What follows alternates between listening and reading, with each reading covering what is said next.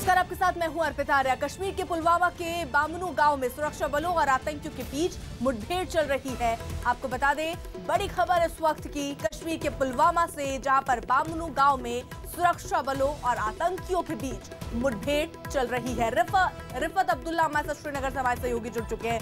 रिफत, कितने बजे से मुठभेड़ चल रही है और कितने आतंकी छिपे हो सकते हैं? देखिए अर्पिता, हम ही ने ये ब्रेक खबर की, सिर्फ न्यूज़ 18 इंडिया ने ये खबर ब्रेक की। अभी फायरिंग हुई और एनकाउंटर शुरू हुआ, कांटेक्ट एस्टैब्लिश हुआ है मिलिटेंटों के साथ। और ये मैं बता दूं आपको, बामनू जो गांव है ये शुपियां और पुलवामा के जो दो डिस्ट्रिक्ट है उनके बीच में, यानी कि बॉर्डर लाइन है इन दो डिस्ट्रिक्ट्स के बीच में। तो वहां पे एनकाउंटर शुरू हुआ है। सिक्योरिटी फोर्सेज ने मिलिटेंट्स की प्रेजेंस देखी और एनकाउंटर शुरू हुआ है। तो ऐसे में ये कहा जा सकता है कि शायद ये एनकाउंटर जल्द खत्म होगा, जो हमें इतलात मिल रही है। क्योंकि गाँव जिस तरह का है, दो साइड्स डिस्ट्रिक्ट्स के बीच में है, तो शायद इस एनकाउंटर में ज्यादा टाइम नहीं लग सकता है। क्योंकि यहाँ जो कल मलंगपोरा में रात देर गए तक कॉर्डन जारी था, तो उसमें मिलिटेंट भाग निकलने में कामयाब हो गए। लेकिन अभी ये दिन का समा है, सुबह ही ये एनकाउंटर शुरू हुआ, तो शायद ये बहुत जल्द खत्म हो सकता है।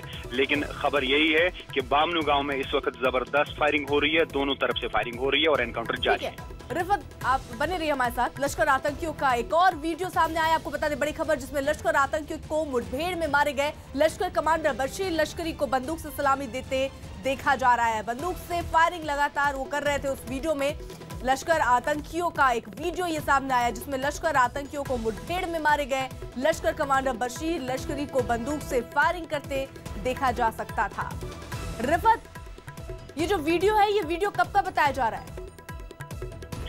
देखिए अर्पिता, ये वीडियो जो है कल ही का है। क्योंकि जब फ्यूनरल था बशीर लश्करी का, जब उसकी डेड बॉडी जो है घर पहुंचाई गई, उसके बाद लोग काफ़ी सारे जमा हो गए, हज़ारों में लोग थे, काफ़ी ज़्यादा भीड़ थी। तो इस बीच मिलिटेंट भी आ गए, तकरीबन 6-7 मिलिटेंट दिख रहे हैं जो फायरिंग कर रहे हैं गन हाथ में लेके। तो इस तरह का ट्रेंड, जैसे मैं पहले भी कह चुका हूँ, काफ़ी बढ़ रहा है। क्योंकि जो भी मिलिटेंट मारे जाते हैं, उसके बाद जितना बड़ा नाम होता है उतने ज़्यादा मिलिटेंट वहाँ पर जाते हैं फ्यूनरल में और शिरकत करते हैं, वहाँ गन सल्यूट ऑफर करते हैं और नारेबाजी भी करते हैं। तकरीर भी कई जगहों पे देखा हमने कि लोगों से उन्होंने की जो है फ्यूनरल में पार्टिसिपेट करते हैं। और दूसरा, मिलिटेंटों की प्रेजेंस जो साउथ कश्मीर में है वो साफ दिख रही है कि बड़ी तादाद में। बहुत बहुत शुक्रिया रिफत तमाम जानकारी के लिए।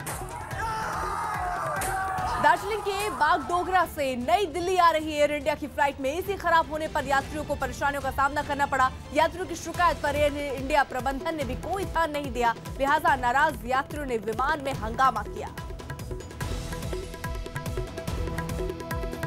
बड़ी खबर इस वक्त की, आपको बता दें, दार्जिलिंग के बागडोगरा से नई दिल्ली आ रही थी एयर इंडिया की फ्लाइट, जिसमें एसी खराब हुआ, जिसके बाद हंगामा हुआ। विवेक हमारे साथ, हमारे सहयोगी इस वक्त जुड़ चुके हैं। विवेक, कितनी देर ये एसी यहाँ पर खराब रहा और उसके बाद क्या कहा गया, क्या इश्यूज रहे? अभी तक देखिए, ये एयर इंडिया की फ्लाइट थी जो वेस्ट बंगाल के बागडोगरा से दिल्ली के लिए उड़ान भरने वाली थी। ये तकरीबन 10:30 की फ्लाइट थी और जब ये फ्लाइट टेक ऑफ हुई थी, उस समय एयर इंडिया का कहना है कि एसी एयरक्राफ्ट का शुरू था, लेकिन मिड एयर में ही इसका एसी अचानक खराब हो गया। इसकी वजह से जो यात्री थे उन्हें काफी ज्यादा मुश्किलों का सामना करना पड़ा। और तो इसके लिए जो केबिन क्रू मेंबर, उन्होंने आनंद फानंद में ऑक्सीजन मास्क भी उतारे, जिसकी वजह से लोगों को ऐसा लगा कि कुछ इमरजेंसी सिचुएशन आ गई है, जिसकी वजह से लोगों को सांस लेने में दिक्कत हो रही है।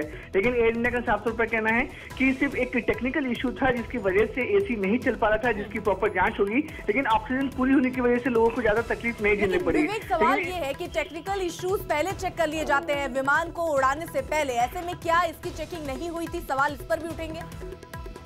बिल्कुल जी अर्पिता, आपने देखिए, एक प्रोटोकॉल होता है कि जब भी कोई भी एयरक्राफ्ट उड़ान भरता है तो इससे पहले जो भी एयरपोर्ट रहता है जहां से उड़ान भरने वाला है, उस एयरक्राफ्ट की जो निजी कंपनियां हैं वो उसकी टेक्निकल जांच और जो भी इलेक्ट्रिकल जांच होती है वो करती हैं। उसके बाद ही उसे ग्रीन सिग्नल दिया जाता है। इसके बाद ये सवाल लाजमी है कि ये ग्रीन सिग्नल किसने दिया, जिसके बाद ये एसी अचानक खराब हो गया। अब जांच का विषय होगा। बहुत बहुत शुक्रिया विवेक।